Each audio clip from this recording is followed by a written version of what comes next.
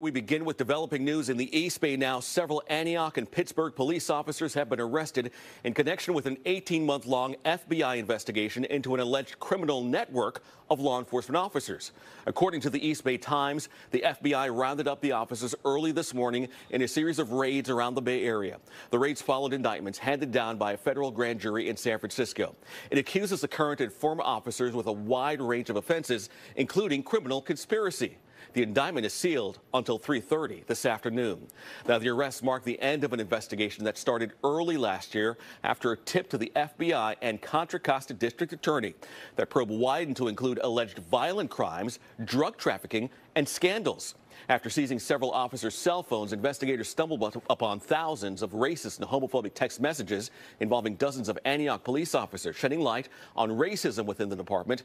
It's resulted in about 40% of the department being put on paid leave.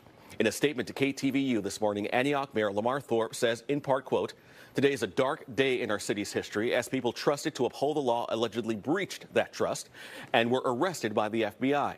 As our city absorbs the tragic news, we must come together as one. Today's actions are the beginning of the end of a long, arduous process." Law enforcement officers are sworn for a reason.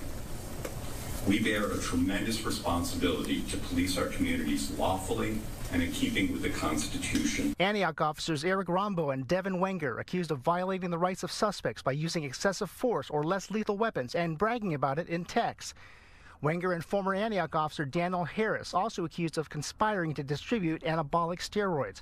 Antioch Canine officer Morteza Amiri charged with sharing photos of dog bite victims and tallying up those incidents as trophies. Ex-Antioch and Pittsburgh officer Timothy Manley Williams charged with manipulating a wiretap operation by calling a target of the case and destroying the cell phone of someone recording an arrest with a police dog.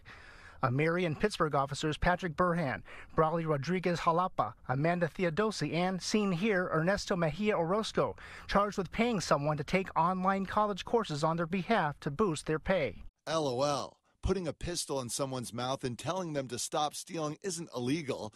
It's an act of public service to prevent further victims of crimes. That is a text message allegedly sent from one Antioch police officer in 2020 to another. One of a number of text messages found in one of 4 unsealed indictments released on Thursday by the United States Attorney's Office. Let me be clear.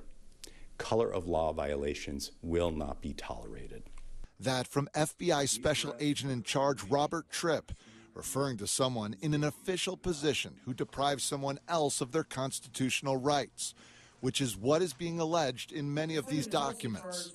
The indictment describes how defendants boasted about their illegal uses of force in text messages between one another. Within these 4 indictments, 9 sworn police officers and 1 community officer with not only the Antioch Police Department, but the Pittsburgh Police Department as well.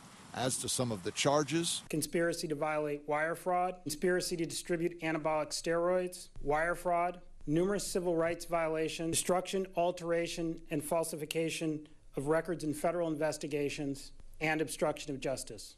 The indictment shows numerous text messages discussing use of force on individuals. In 2020, one officer texts this to another: "LOL, what did you get?" Then a derogatory term for a person of color.